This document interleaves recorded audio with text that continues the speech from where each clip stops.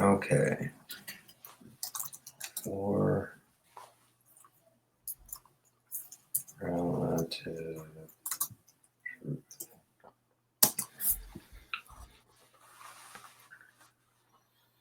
We are still waiting. Oh, look, we have just gone live. Welcome, everybody, to the Apologeeks Preston Sturd Saturday live show. This is the show where we geek out on apologetics. And this morning, we're going to be talking about truth. Is truth absolute? Is truth relative? Does truth absolutely exist? And can we know if truth exists? That's what we're going to be talking about today on Preston Sturd. Welcome, David. Welcome, viewers. And let's start out with a prayer like we like to do. Lord, we thank you for this time together. We ask you to come and be in our conversations, to give us the words that will make things clear to people, to give us the words that will help people understand your truth and your wisdom. Lord, we ask for your protection. We ask for your health and safety for everyone watching and everyone involved in this program. And we just ask that you be here and that you be glorified in Jesus' name. Amen. Amen. So, David, absolute truth. Is that really a thing? It better be. So now I'm reminded of a time I just started working as a staff member at a university, and it had been the first time that I'd been back to a university since I was a student. And I was talking to both a student there and also an older professor. She was probably in her 60s, so we've got a good balance here of demographics that I'm talking to here, and we were actually talking about absolute truth, and they said no, that's it. It's your truth and my truth are two completely different things, and it's just a figment of basically our imagination. And so that there's no way for any absolute truth to exist. And I said, "Are you absolutely sure?" And they go, "Oh yeah, I'm absolutely sure." Without missing a beat, I thought for sure, this was university. I thought for sure it would dawn on them immediately with my question, but it didn't. It's straight face. They said, "Yes, I'm absolutely sure." And so I think that is a great example of without absolute truth, not even relative information can be measured or known. Right. I think my first run-in with the relative truth argument was about the exact same, except for I got to listen to three other guys go round and round on the argument for hours before I jumped in. We were having a late night doing some computer repairs and upgrading some servers, and one of my coworkers had brought in a buddy, and they were having philosophical conversations, and the guy who didn't work with us was the whole time just like, no, dude, it's cool. You believe what you believe. I believe what I believe. Everybody's truth is relative, man. Like I'm cool with you guys believing what y'all believe. And they were like, yeah, but what we're saying is truth. And he's like, but truth is just relative. And so, yeah, it's your truth. I get it. And I appreciate that. I have a different truth. And they just could not nail him down. And I heard the frustration. And at a certain point, I basically did the same thing you did. I said, okay, I'm going to ask you a question. And I'd like you to just give me a yes or no answer. Does absolute truth exist? And he was like, no. And I said, it absolutely does not exist? Yeah. No. That's an absolute statement. Yes. Yeah. You could see it start to actually work in him, and he was just like, yeah, I don't know. And so go ahead. No, I was gonna try to simulate a little fuse blowing. Yeah. And because that's the problem. And the truth is, most people who want relative truth, they just don't want truth put on them. They don't want to be responsible for what you believe is true. And some of them may, I think, honestly believe that truth can be relative until they're presented with an absolute truth. And so one of the people who, and I forget his name, I'll find it for you in a minute, but there's an apologist who has a channel called Cross Examined, and he tells people to, if you get into a discussion and somebody believes in relative truth versus absolute truth, he says just turn each question on the question itself. So if somebody says absolute truth doesn't exist, is that an absolute statement? You have your truth, I have my truth. Is that absolutely true? Is that true for me too, since you're the one who said it? Is that, does everybody have their own truth, and which one's the actual truth? All of these statements of relative truth are absolutely self-defeating. There is absolute truth, but we can only know absolute truth through science. Is that a scientific truth? Can it be proven by science? That thing that you just said there, can that be proven by science? No, you turn any of these arguments right back on themselves and you realize how self-defeating they are. But because, especially in modern day, because YouTube atheists and people who are very, very stylistic in their discussions and in the way they speak,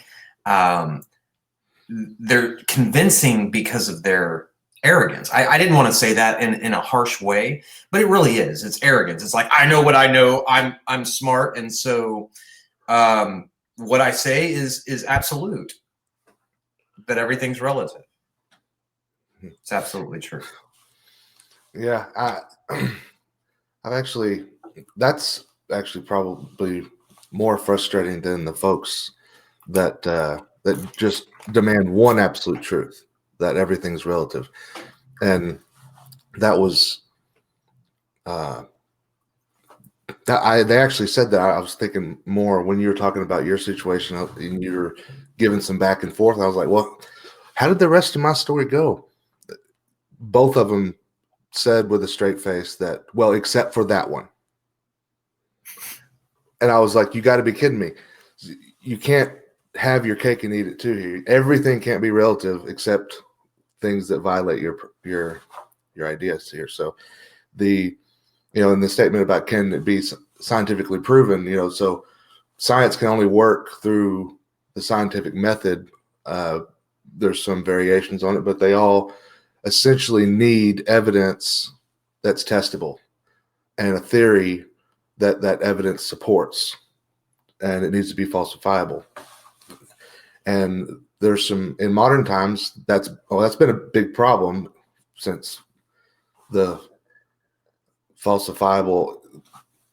There's been a lot of philosophy on this in the past 300 or 400 years, and the idea that it needs to be falsifiable implies an absolute truth. And there's a lot of people who have a problem with that today. And so that definition has been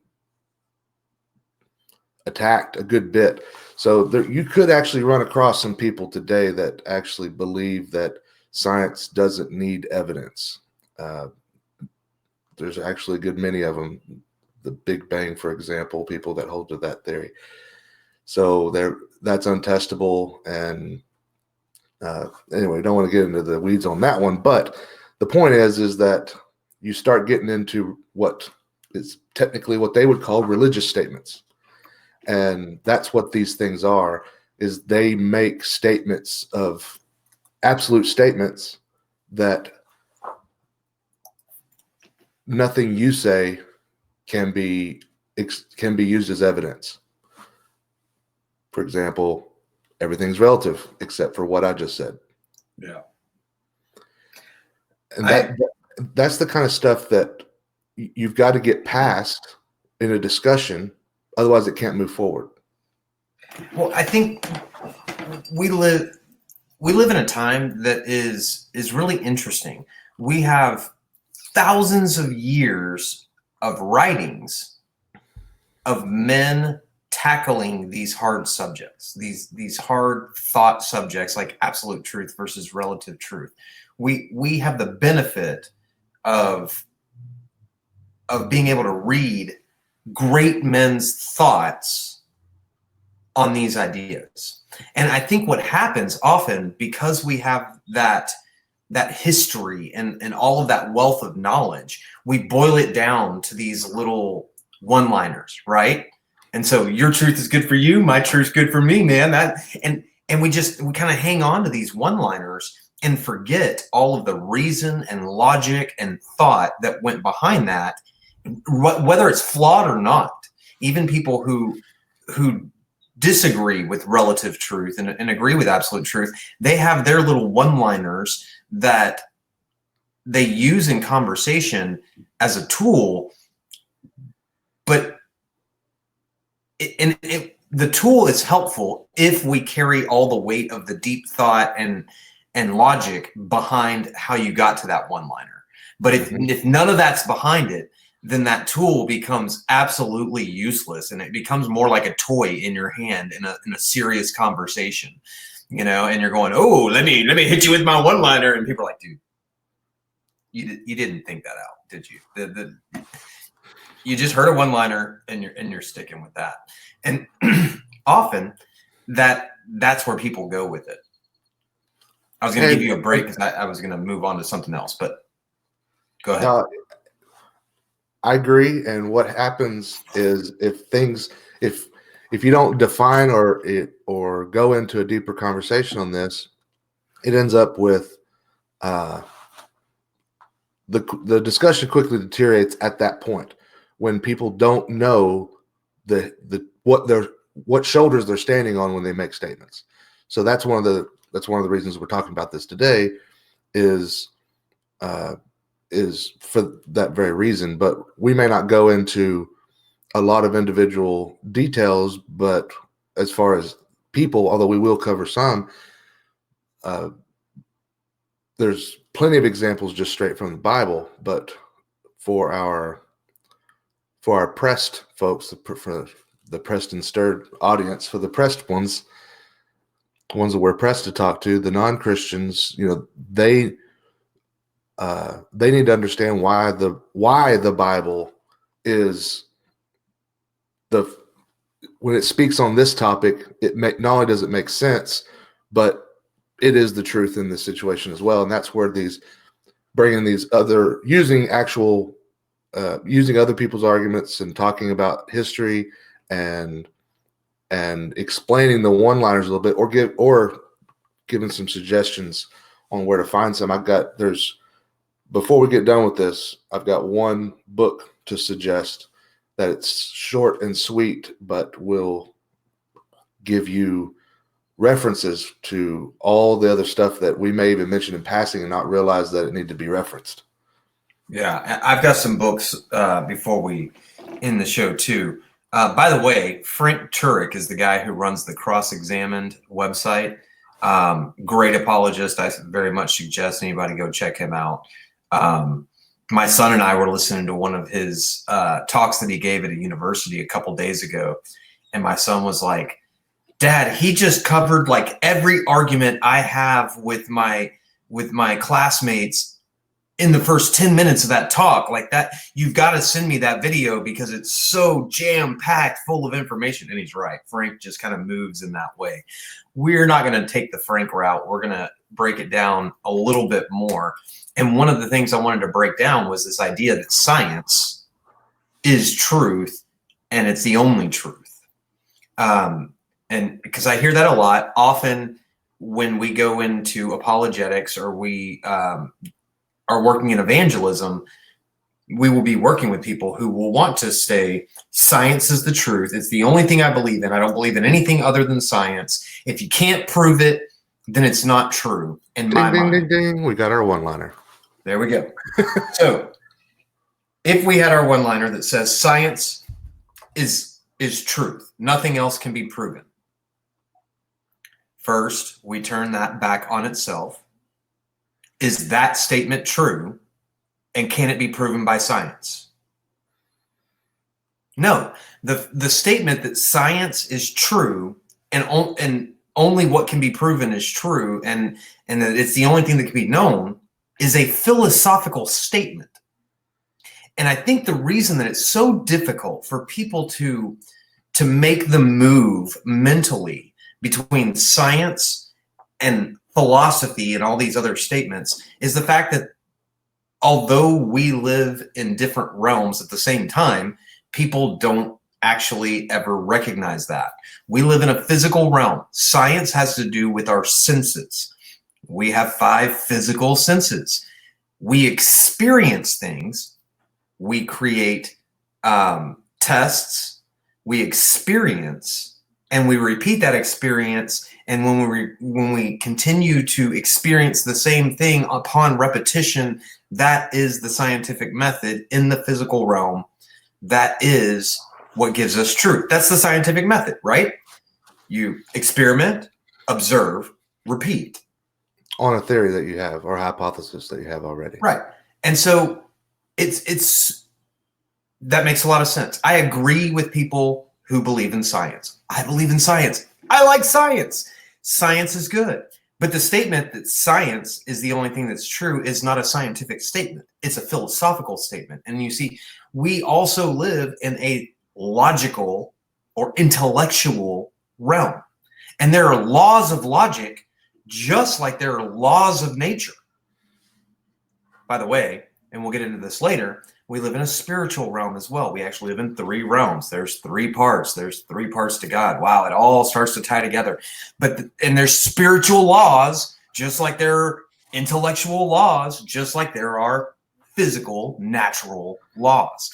And so if we would grant that and go, oh, no, I do live in both a physical and an intellectual realm. We'll get into the spiritual later. Let's just deal with physical and intellectual right now. Then there are intellectual laws. We call them the laws of logic. There are actually 4 laws of logic that we need to talk about. And I think we'll get into those in a minute. But at first, I wanted to give you an opportunity, David, to come in and speak on this part of the conversation. I really like the way you set it up. I'm glad we're moving in this direction. I wanted to match up the 3 parts with the 3 realms, as we're calling it. The intellectual would be your soul, your body, your physical body. What I'm looking at right now is in the physical realm, and then of course in the spiritual is your spirit. And so we've got there's laws and weapons and when I was thinking weapons was the sword of the spirit. There's a spiritual sword, the Bible, and then there's actual physical swords here. But there's it says the mouth is sharper, or the tongue is sharper than any 2-edged sword. So that's really interesting because our tongue and our mouth is used to God create a wireless transmission device between our bodies, which connect to our souls, so that we can share ideas. And we've augmented that a little bit with radio waves, and so now we're talking here at great distance, sharing ideas, and then you're going to watch it later. So we can record. Right. So, so the idea here, so the words that are used in the intellectual realm, or the ideas that are communicated by the words, the Bible says is sharper than any 2-edged sword. Then we've got the Bible, which God uses, it says is a sword. And then we got physical swords. So I thought that was really cool how all those 3 parts match up. And we've got, and really they're all working in as far as the technical way that they work together. Now, you yourself operating in them may oppose yourself sometimes, but creation itself in those 3 parts, it's always amazing how they work together. And we're going to be using all those today. Yeah.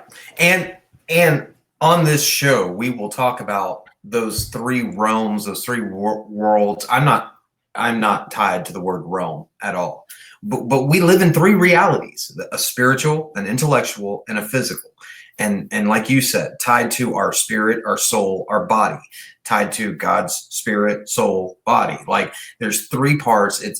This becomes so unified in a worldview that once you give up your diversified worldview and your I love, by the way, I love the idea of it being weapons, and because the one-liners, when you look at it all this way and you look at the scope of reality, those little one-liners like science is the only thing that's true becomes like a toy sword. Like seriously, you're coming into battle with like a Kmart, toy aisle sword.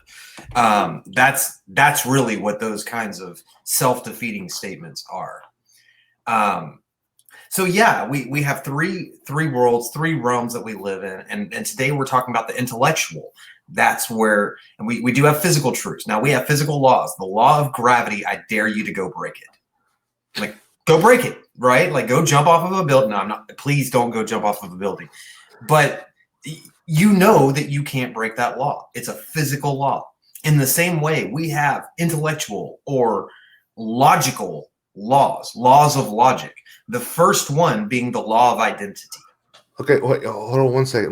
Before you get into that, I want you to repeat that to your intro into the four laws, but I wanted to add a little bit to, we talked about the similarities and different things in the three different parts. So you're talking about we have laws now, not weapons, in these different parts. So in the physical realm, where we've talked about scientific laws, a scientific law is a hypothesis that's gone through the scientific method and been repeated, but it's not just something that we found to be true. It's something that we found to never ever be observationally violated. Correct. Ever. And that's what we should define that as a law, period.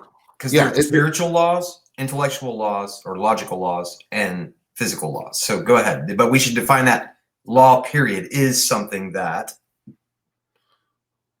never ever be violated. It's something, well, for the science portion, since we technically don't know, it's just something that we never expect to be violated because we've never seen it violated. We've never been able to think of a way that it could be violated. So then it starts being called a law. And honestly, that usually happens quite unofficially. But nevertheless, that doesn't change the fact that our experiences show and our observations show that these things do indeed qualify as laws. And that's why we call it the law of gravity, because as you suggested, there's no breaking it. I think actually maybe this does need a little more fleshing out. So there's a thing called Cartesian certainty that we can know something. And most people will argue that we can't have Cartesian certainty about anything. And I used to experience. Now, understand, the reason we're talking about all of this is, one, that it does make a difference in our lives. Like, if I don't believe in the law of gravity and I'm on the top of a 6-story building, it's going to make a big difference in my life whether gravity actually exists versus whether I just don't believe in it and go against it. And in the same way, the laws of the spirit, which we will talk about, i.e. the laws of the Bible, God's law, and I think they're all God's law, by the way, all three of them. Logical laws are the same way.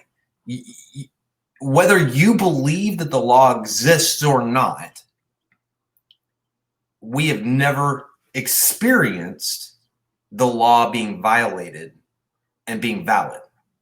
And so I've been in conversations where somebody came down and they're like, oh, dude, yeah, you think you know that wall right there actually exists, that like it's a reality and a truth that wall exists. But what if aliens came down here right now and showed you beyond a shadow of a doubt that wall doesn't actually exist, that it's in your mind and that it's made up? even if you went and banged your head against that wall and it created blood from your forehead, but yet a alien came down and showed you where that was all in your mind, and that your mind actually created the blood in your, like, this makes conversation absolutely fruitless. And if we're going to talk in those ways, there's no point in talking at all. I'm That's glad you why used the word fruitless, because I was thinking impossible. But yeah, in the it finest creates a point in the conversation. No, go ahead. Go ahead. I was just commenting on the way the words you were using to describe it. In my mind, I was going to use a different word that was inferior to fruitless. It is indeed fruitless, and because I was going to say impossible, and varying definitions of conversation. Technically, it could be possible, but in proper conversation, it most definitely could not be. But no matter, you can't get around, or the definition doesn't. There's no way to change it, or we're in these. I'm in the debate mode where I'm used to everyone just slightly changing the definition of stuff to weasel around. And so that's, in my mind, I was thinking that is a perfect way to say it, because there's no getting around that one. Yeah. Fruitless. It is indeed fruitless, because go. And fruitless is the word. And what would be the point of even having the conversation if you have to have Cartesian certainty on everything? The conversation is fruitless. And so, like my friend, who honestly, that was a very long and trying conversation about aliens, and I wasn't joking. That conversation actually happened in front of other people. Yeah. And so, not only was it fruitless, it was really frustrating for both parties, because he was like, dude, you just can't grasp the fact that there's a possibility that's outside of your realm of the ability for you to grasp that something might be out. And I was like, no, dude, like, you're going against everything that you've experienced to grasp at this one thing that may possibly, an alien may show up and prove to me that my reality is not reality. Now, I want to jump way ahead. I mean, shows ahead right now, and just tell people one thing. When we talk about God, we're not attempting it in the same way that my friend was attempting to talk about aliens. Because I have heard people try to use the same argument. Oh, well, why doesn't God just show up and just tell us everything he wants us to know? Like, what if God showed up right now and told you, Jason, your complete reading of the Bible was completely misunderstood and you didn't understand any of it at all? That's not what we're talking about. And that's not the reason God doesn't show up. There is evidence for God. That's what this whole channel is about. We'll talk about plenty of evidence for God. And there is a very good reason why he doesn't just show up in my office right now and prove himself to all of us and make all of this pointless. And if you could have no faith, but that's another show. Well, it is another show, but the truth is, because you cannot have the choice of faith. You no longer have free will to believe in God if he shows up and makes himself absolutely clear. Like, he can't show up in my office and me be like, now I think I might believe in God. Like, there's no longer an option. Like, he holds you accountable to that. Absolutely. He even says it when he's talking to the Israelites in Moses' time. He goes, I've done these things in front of you. You've seen the plagues. I've come to you on top of the mountain. I've done all these wonders. You've seen my wonders. Now you must obey, because you have no other. They end up having the same deal as the angels, where they have no excuse, because they're in the presence of God Almighty. Your free will is gone. Absolutely. Okay, so all of that being said, there are some laws of logic. Now, if we need to go over the laws of nature, you guys put it down in the chat. We'll talk about laws of nature if we need to. I think most people are pretty familiar. It's pretty well taught in school, the laws of nature, in science. And so let's go over the laws of logic, because that's often not taught in school. And I think they are just as important. These are things that you are going to use every single day in your life, in conversations, talking to others. These are laws, just like the law of gravity. The first one being the law of identity. The law of identity states whatever is. It's that simple.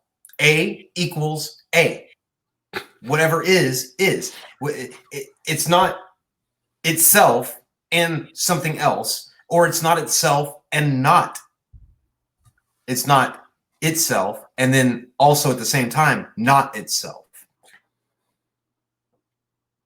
That can't happen. So when I mean, just to take the smallest thing, this is a cup. It just is. Now, at any point in a conversation, if we try to start describing this thing as something other than a cup, other than what it actually is, we're breaking the laws of logic. When we say that truth is, it actually is. It is. And so it's one of the most simple things. It's one of the hardest to actually describe and get across to people, but it's because we operate in this all the time. A lie is a lie. A dream is a dream. A smell is a smell. Like things that are logically are. And we have to, like, no one who believes in relative truth can operate without the law of identity. Okay, so here's what would happen. I'd say absolute truth exists. No, absolute truth does not exist. All truth is relative. Well, what are you talking about? Truth? What is truth? We can't even have meaningful conversation and make any sense of anything without the law of identity. You and I can't even be talking about the same thing without the law of identity. Well, you pointed to things. Every example that you gave was something that on its face was self-evident, and I think that's where the law of identity comes from, where it's something that, like for example, the cup. We recognize that the cup exists. We both see it. We both experience it the same. Therefore, it is. And so it reminded me in the Declaration of Independence, we hold these truths to be self-evident. So this idea is obviously not a new one because it's so foundational, but the self-evidentness of identity, I think, is at its core. Am I right? You're absolutely right. And for those of us who are believers, it goes all the way back to how we can tell our identity and how we can tell God's identity. I mean, because he stated it so simply. Who shall I say sent me, Lord? I am that I am. That word is exactly the law of identity. It is God saying, I am the one who is without a beginning or end. I was, am, and will be all at the same time forever. It's actually the biggest, most self-evident identity. Exactly. And it gives us our identity because I am. I wasn't always, and I won't always be, but I am. So I'm like a little I am, and God's like the big I am. He didn't have a start or an ending. I had a start. And so it gives us both our identities. I think it may be, I don't know how to say it. At first I was going to say I am here now or something, because I am implies that no matter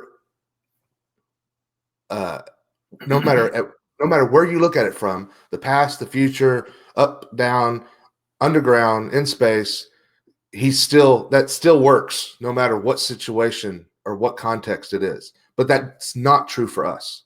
There are contexts where that does not hold. And so I think adding a little bit of context on there would help. I don't know what it should be just yet, but his I am works everywhere at all times. Ours has finite operational usage. Yeah, and the way that he said it, if I understand correctly, is an ever-present tense term. So he actually never said I was or I will be. It's always I am. It would be the same if we tried to say the same thing. We would have to say I am, I am, I am, I am, I am, I am, all like forever. Like that's the only thing we would be able to do, because we would always have to be saying it in the present tense, as to where God is not inside time. So he was able to say an ever-present word that I am.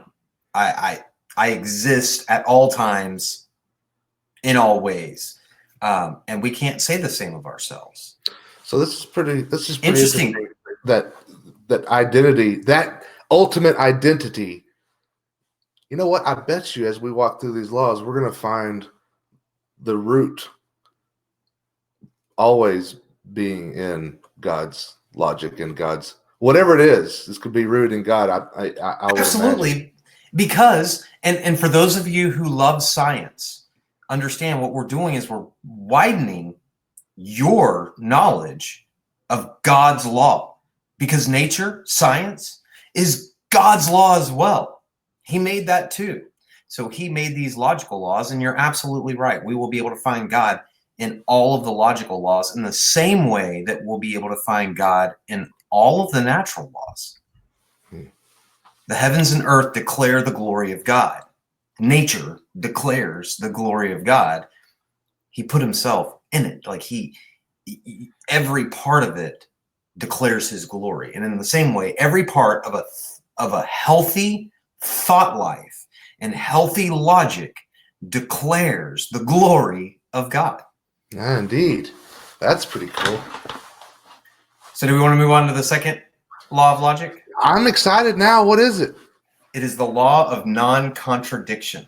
Oh, yeah. Nothing can both be and not be. Two statements cannot contradict and both be true. David is alive. David is dead. They can't both be true at the same time. They're mutually exclusive truths. Now, one of them is actually true and the other is potentially true. But right now we're calling them both truths, right? Because there is a potential that David doesn't survive this. Love you, brother. I believe you will. But speaking of my physical body only. Yeah, that's when we get into spiritual truths. So we have logical truths, one potential, one actual, but they're mutually exclusive. So only one of them can be actual at the same time if they're mutually exclusive. We cannot both be alive and dead. And so this is pretty foundational too, because this is where relative truth breaks down. Right, very much so. So if David's truth is that science proves that God doesn't exist, your relative truth, science proves that God doesn't exist. And my relative truth is that the heavens and earth declare the glory of God. Those are mutually exclusive. Only one of them will be true. So this whole relative with relative truth, that must be the case. Right, but that's a fallacy. Yeah. Right. And so take it away for a minute. I need to disconnect for just a minute. Yeah, sure. Actually, I'm going to mute and you'll just see my. All right. So I think we can spend plenty of time on this one right here.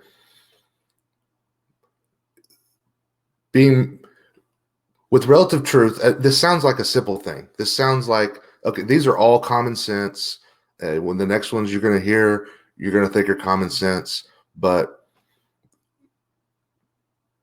whenever we're dealing with the issues, well, especially in apologetics, but when we're dealing with worldviews, you will always run into violations of these foundational things, because the foundation of a worldview or anything, that's always the foundation of, when we pour concrete foundations for buildings, God uses that analogy with the sand and building your house on a good foundation. Foundations are where the problems originate. That's where when you have that's where you're going to in logic, self-contradiction is one of these foundational issues that almost almost every, you're going to have this law violated almost every time. You may have others violated as well, but this one it's kind of like pride with sin. I mean, you can find it in almost every situation, no matter what the end result or what the sin is actually called, the root. So here, the root, self-contradiction, will pervade almost all problems. When you start talking about, Bible talks about the double-minded man, unstable in all of his ways. There was Francis Schaeffer talked about the dichotomy, that men holding these two ideas, and that tension building up, causing the depression and the frustration that you see in this world, and having compassion on those folks when you see that in them and recognizing it whenever you're talking to them. And I think that really applies to this particular situation here, because we're dealing with that very topic. We're talking to double-minded people that have an internal tension and frustration and that's why often you get these one-liners that kind of they'll throw out there, and when it doesn't work, they just throw another grenade and walk away.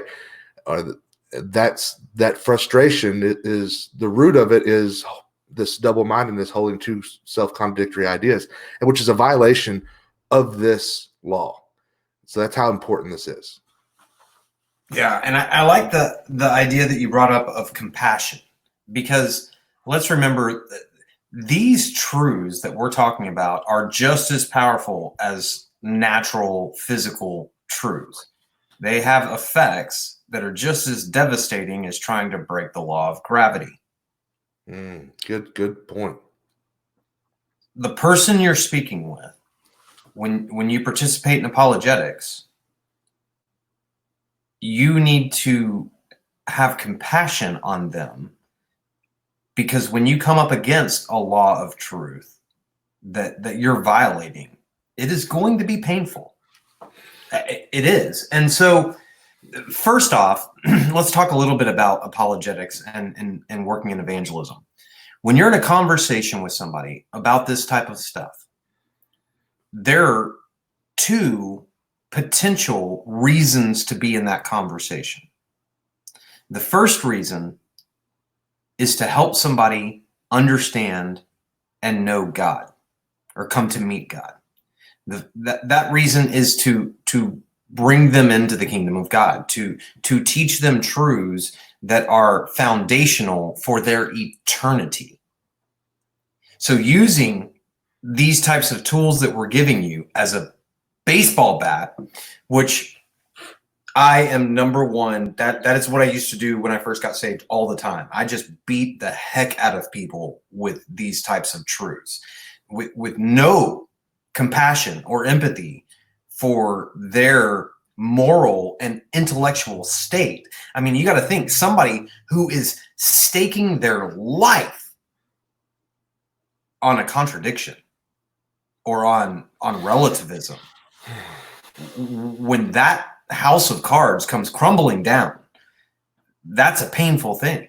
And I was doing it with joy. I was like taking a baseball bat and just knocking everybody's house of cards down. Well, when the joy comes, I wanted to share my experience with that also, because you're happy to defeat ideas of the devil. You're happy to defeat these things, that when you get a tool, you're like, this makes it so simple. I will just smash it and everyone will see it in pieces and understand immediately. Nope. What happens is you just smashed their favorite thing right in front of them. You kicked their dog. You shot their dog, really. This is not a happy experience for them. Right. You imagined it would be, because it would be like a light coming on and they would have that dopamine dump, but that's not what happened here. What happened here is you just shot their dog. You smashed their vase. That, this is, I was going somewhere with that, but that's no. You're absolutely right. There's a lot of pain that comes along with it. Oh, I don't know what I was going to say. This understanding. Yeah. Whenever one thing that happens, and you'll be shocked when it happens at first, but then you will reciprocate in the same way, more than likely. That's just what I did. So the first thing that happens when you shoot someone's dog is they get angry and they get defensive, and they will protect they'll get between you and that dog, or they will try to save their vase. They will go on the defensive. And when they go on the defensive, then that triggers you to do that. Additionally, potentially, if you're not aware of your what was the word that used to be the word for this?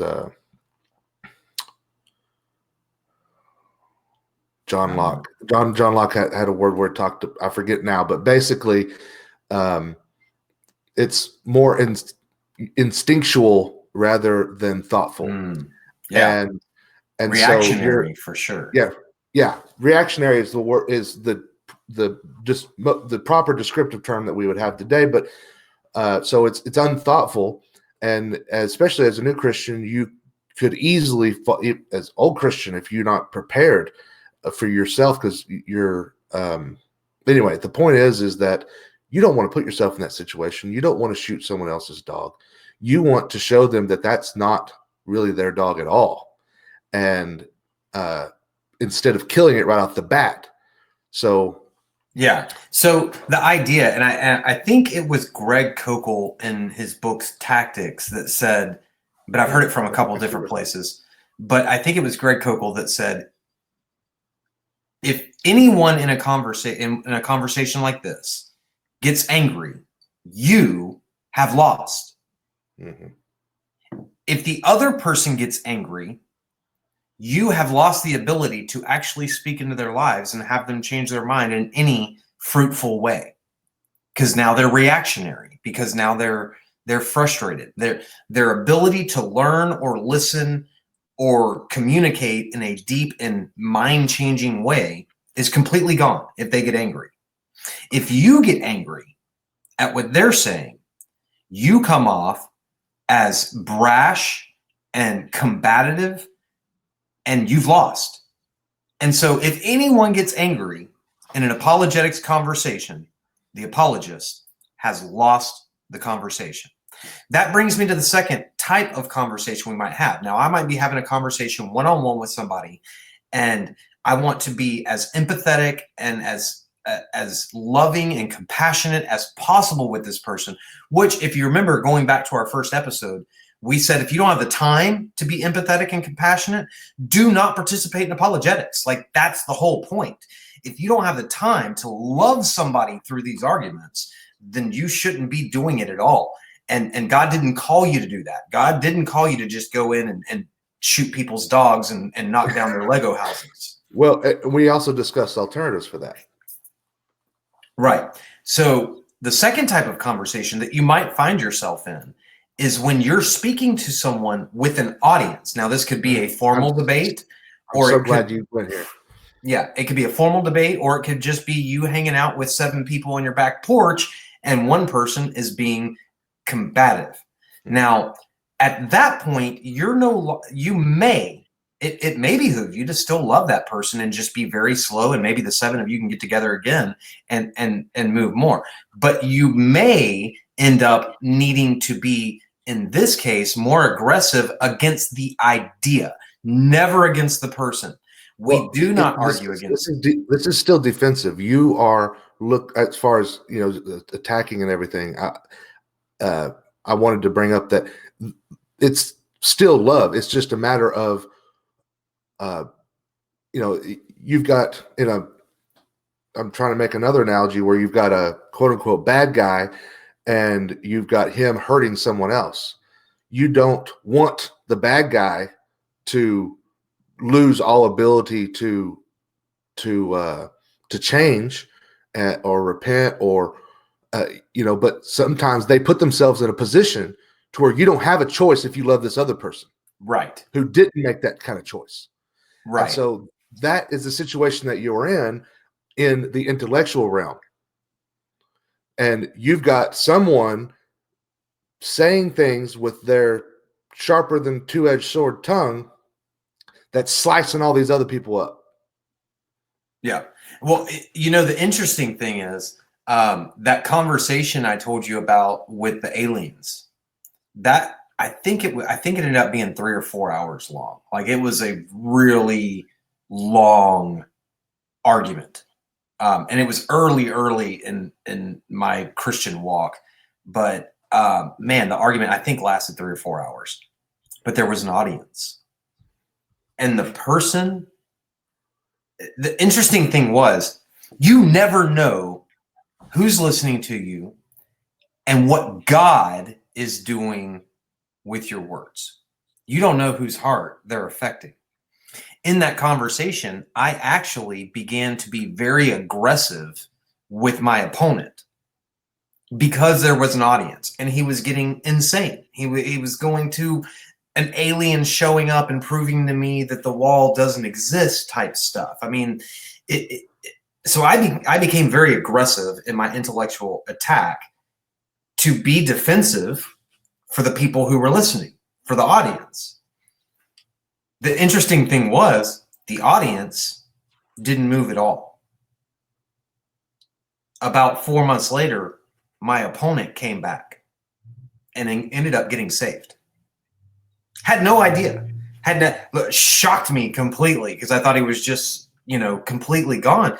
But unbeknownst to me, he was exhausting every single argument that he had against God. And I thought he was just giving me opportunities to basically preach to the audience. And so in all of this, what we're saying is our goal as apologists is to love. Our approach to a conversation or an idea may change depending on the situation that we're in, whether it's one-on-one or whether there's an audience, if somebody needs to be protected, and how aggressive the arguments are.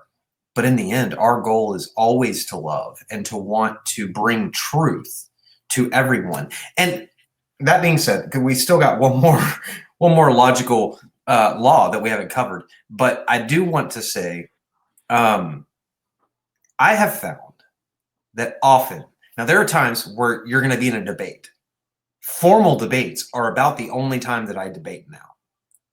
Because conversations on my back porch or in my living room or at a coffee shop should never be debates. Even when we're talking about, I believe in relative truth. This should not be a debate. The way I put it to people now is nobody wins in a debate because it's a fight. I want to know truth. You want to know truth, right? Like, if you were wrong about your truth, you'd want to know it and you'd want to know the actual truth. So we don't have to be across the table from each other arguing. We can be on the same side of the table looking for truth. Now, you tell me your truth and we'll weigh that out with physical and spiritual and intellectual laws. And I'll tell you what I believe is true, and we'll weigh that out with spiritual and physical and intellectual laws. And hopefully we'll both together discover truth.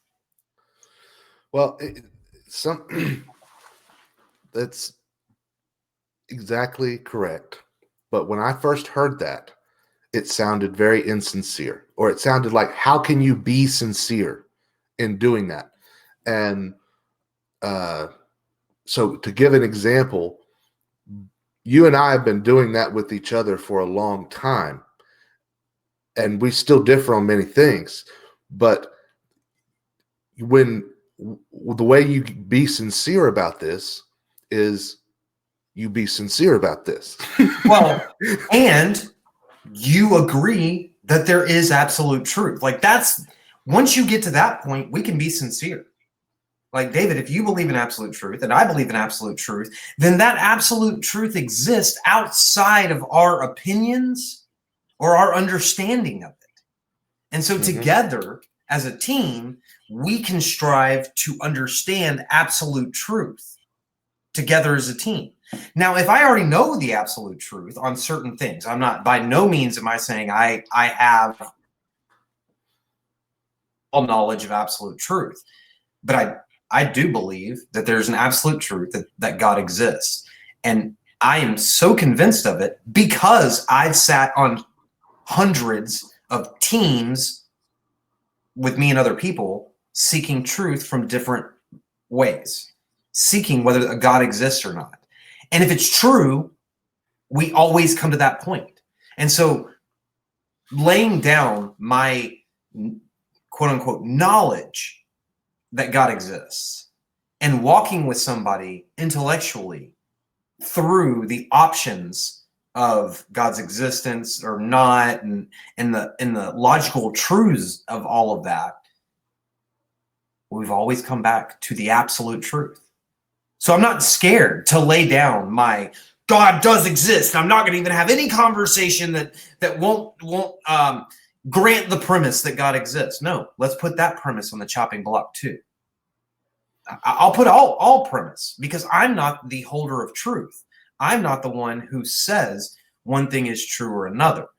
Truth exists outside of me. I know that I can have a flawed view of truth. So let's put all of my understandings on the chopping block. Let's put all of your understandings on the chopping block. I can be so firm in my belief system, my faith of what I know is true, because of how many times I've tested it. An untested faith is a weak faith. An untested belief is a weak belief. An untested scientific fact is a weak scientific fact. I mean, and it's the same in the logical. Yep. And as an added benefit, and this is this can help with the folks that have a problem with feeling sincerity whenever they're going about this, is that there's no topic. Just, you can read the Bible, you can read the same verses over and over and over again throughout your entire life and receive new information from God about what he meant when he wrote those words. This goes back to him accomplishing many things with a single action. But my point is, we talked about this in the Bible one, you can study the Bible through your whole life and always learn something. Same goes true with any knowledge or experiences you have. There are more nuances that you are unaware of, that as you test and as you go through with other people, that take you down different paths and experiences and views, that the only way for you to work with them, like you said, is to get in that same boat with them. Then you get to look from their perspective and you get to see the side that you hadn't seen before of your same truth that you knew. Yeah, and it edifies you as well. Yeah. So it's actually very exciting. It's not, so there's two things. It's like, well, it's either boring or insincere, because I already know, there's no way God doesn't exist. Yes, we believe that because it's always held to be true every time it's ever been tested. But testing it in new ways gives exciting results of knowledge that of that truth that you didn't have before. So you can always come away with new information, and going into any of these should be just as exciting as searching for a new truth or coming across a new truth that you didn't even understand before from one perspective or dimension. And so acquiring knowledge from multiple angles or dimensions of the same truth by walking through it walking around it with other people basically and seeing all the sides, it's just as fulfilling, not just in talking to those other people and seeing, seeing them come to a consistent worldview, which you know from your experience that includes God and his salvation, then it's just as fulfilling for you as well during the whole process, is all I'm trying to say. Absolutely. And it really does build, guys, you're going to learn a lot on this channel in the coming months and years. You're going to learn a lot from other YouTube apologists. You can learn a lot from books, but going out and talking to people is where you're going to get the most knowledge as an apologist. People are going to challenge you. And like David said, the more you put your ideas on the chopping block and you seek truth, the more strongly the actual truth, God's truth, will be in your mind. I mean, it will always build you up. We gotta keep moving because we're starting to run out of time, and we've covered 2 of the 3 logical laws. So far we've covered the law of identity. Whatever is, A equals A. We've covered the law of non-contradiction. A can't be both A and not A. So nothing can both be and not be. The last one is the law of the excluded middle. And this says that everything must either be or not be.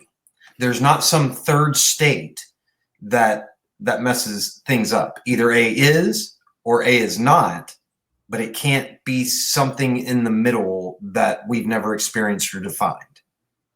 That one's a little harder to understand, but it basically means that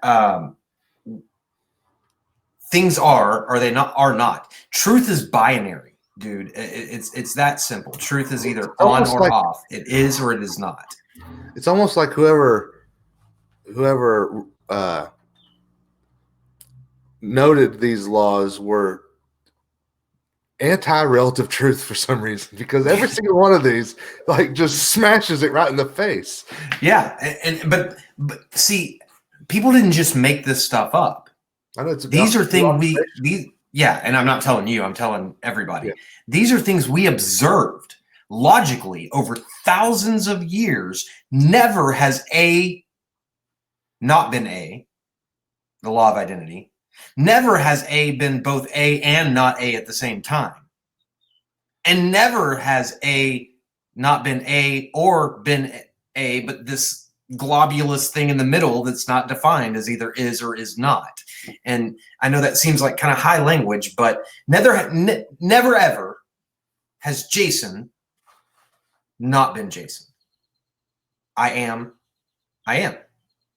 Never ever have I been Jason and not Jason at the same time. Well, okay, let's put it this way. Maybe a state, you've never been not alive and not dead. Yes. And really what we're looking at is true and false. True is true. Never ever has true been false. Never ever has true been true and false at the same time. And never ever has anything been not true and not false, but some globulous thing in the middle. There you go. And so those are the laws of logic. If we understand those laws, we can then begin to build a healthy, intellectual, logical worldview and understanding of our reality and our existence. And that's where we're going to go from here on out. Is next week we'll be discovering some flaws in logic, some logical fallacies and some errors in thinking, some biases. This is actually going to be over the next few weeks. I plan to go over a few different ways that we can have faulty thinking. But the core of it all, and remember, these laws are just as binding as natural laws, just like the law of gravity. You cannot break them.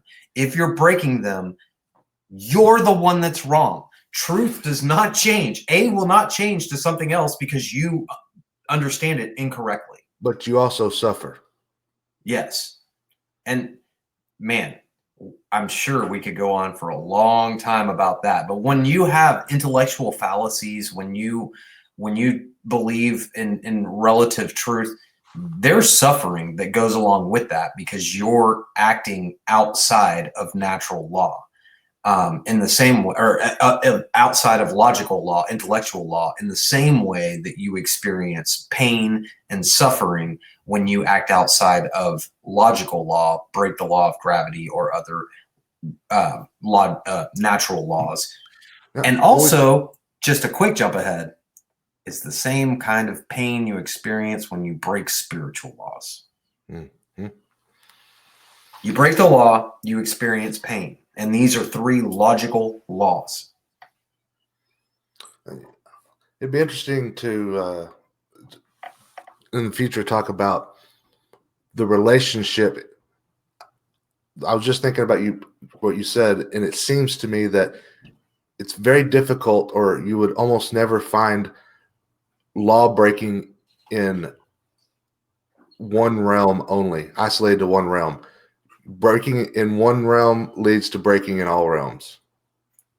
Oh, I've never thought of it that way, but it seems like that is absolutely true because Absolutely true. well, you would have to break laws of logic to decide to break laws of gravity. Yeah, and so when we talk about breaking those laws, it's operating as if they're not true. So when you jump off a building, you're not breaking the law, although it will operating as if it's not true will break you. But if you operate as if the law of self-contradiction is not true,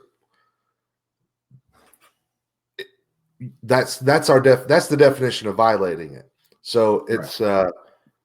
I guess that's common sense, because violating governmental laws, you're acting as if it's not true, or it's not a law. So yeah, but just to bring home the definition of violating these laws, violating the law of gravity or these natural laws is operating in the realm of that the law applies as if it does not. Yeah. And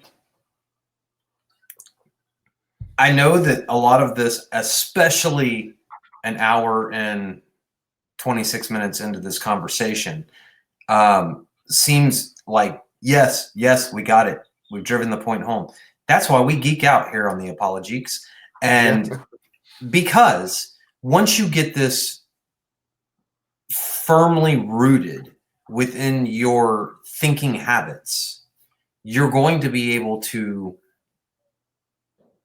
locate and notice this in the discussions that you have in apologetics. And so we're going to try to do this with many subjects. We could come by and we could have gotten this conversation done. Actually, Frank Turek covers all of this, plus a really good foundation for thinking.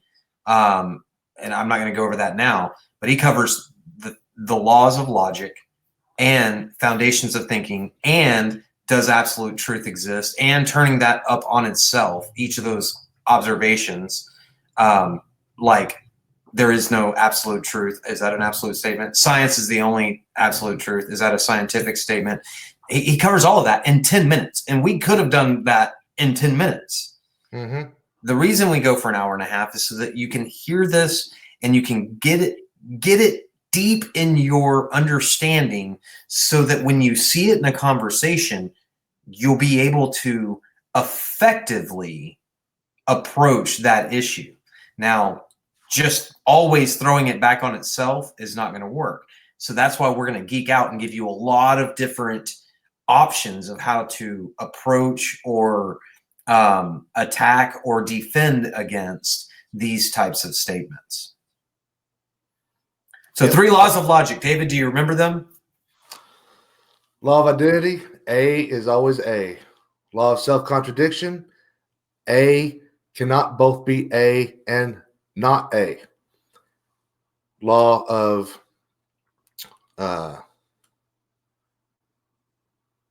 was it exclusionary middle, or what was that? The excluded middle. Yeah. Excluded middle.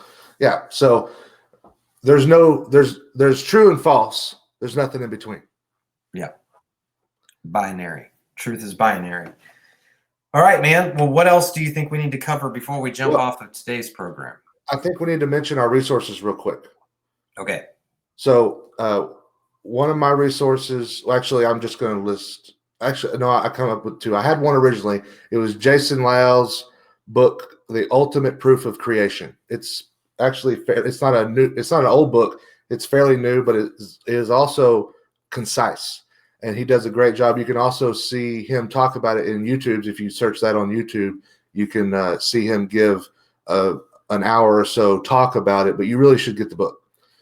And the other one is, I mentioned Francis Schaeffer earlier and some of the things that he said dealing with compassion and the double-minded man. And there's a Francis Schaeffer, I believe you can just search the trilogy or Francis Schaeffer trilogy. It's 3 books in one. Get that and read that, and it will help you apply these ideas to other people compassionately. By the way, I totally agree on that one. The trilogy is one of my favorite books of all time, hands down.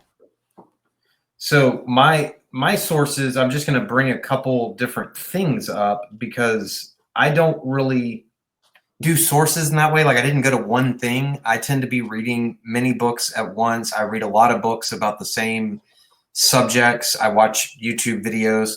So I don't know exactly where I pulled this information from because it comes through a lot of filters and from a lot of different ways. However, Frank Turek with Cross-Examined, I don't have his books, but I'd like to watch his YouTube videos. I've used his website quite a bit. Dude is fantastic. Especially watch some of the long form videos where he goes to a college and answers a lot of questions. I mean, you're talking amazing amounts of information in short amount of time, and he puts it in such a great, easy, simple way to understand. I am reading a book right now by William Walker Atkinson. It's called The Art of Logical Thinking.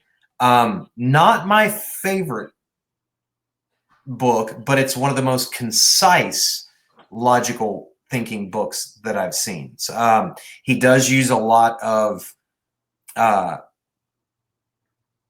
I wanted to say jargon or lingo, but it's not really. He's being precise in his words. So he has to use kind of like bigger vernacular, bigger jargon. And so I don't know that I'd recommend that to everybody, but it is a very good and precise logical thinking book. There's another book that I like to read about this type of stuff, and it's called Tactics by Gregory Kokel. I have the updated edition. That book is super powerful. That book's great as an audiobook, just to let you know. Okay. Yeah. And so and there was another one that I think because he's training you to speak in conversation, and to me it was really it brought it to life more when you hear, I don't know if he's actually doing it or not, but you hear what you perceive as him talking to you about conversation. And the way the book is written, it feels like he's just talking to you. And it's not as much reading a book as he's talking to you about conversation. So it works great as an audiobook. It's a very approachable book. It's actually, out of apologetics, it might be my favorite. It might be the book that I think every person who wants to participate in apologetics should own.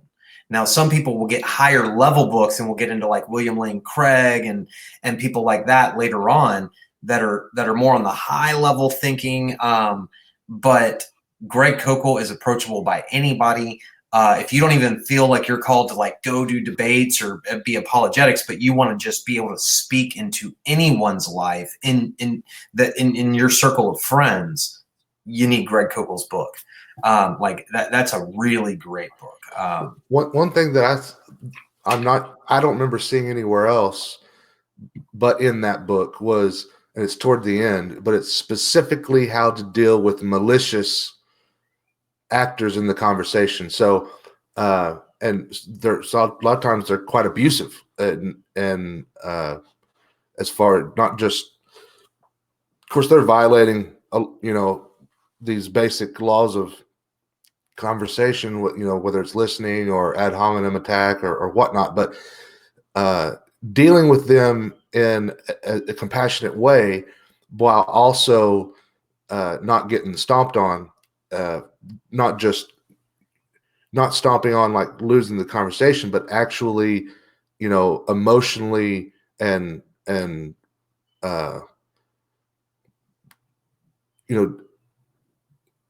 not the idea getting stomped on, you yourself. Right. So I thought he did a pretty good job on that. Yep. So I'm sure there are more, but I'll be listing off a lot of resources if we're going to do this episode, and maybe we can put some links below. I don't know when I'll get around to that, but maybe we can put some links in the description to those types of resources. That being said, I think we're going to start maybe bias or logical fallacy, one of the two, next week. And anything else you think we need to cover, David? I think we're ready for prayer. Well, real quick, before we go to prayer, because I want that to be the last thing. Thank you guys for joining us. We are the Apologeeks. This is where David and Jason geek out on apologetics. Preston Stirred is our Saturday show. Soon, for those of you who are not quite long-form content people, we're going to be cutting out some nuggets from these shows and calling it filtered and putting those videos out. I'm working on the intro and outro to that right now. I've been cutting those our last 3 episodes apart. If you'd like to know more, please subscribe below. Hit the bell if you want to know when we are going live. And if subscribe, hit the bell, and if you know an apologeek, why don't you share the video? Get people out there. And we will be in the comments section. It doesn't look like there's any live chats on this video, but once we cut off the video, the comments section will still be open.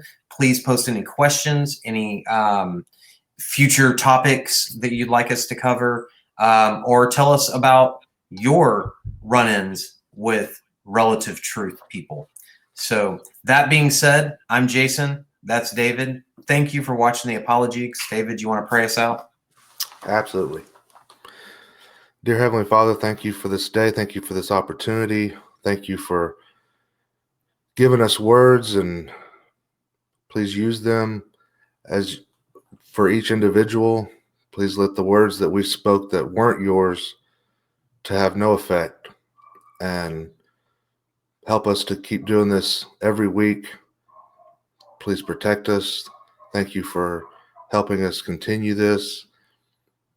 Help us to deliver content that is meaningful and useful to these folks that are watching, and to avoid also any puffing of ourselves up, and use it only for your glory.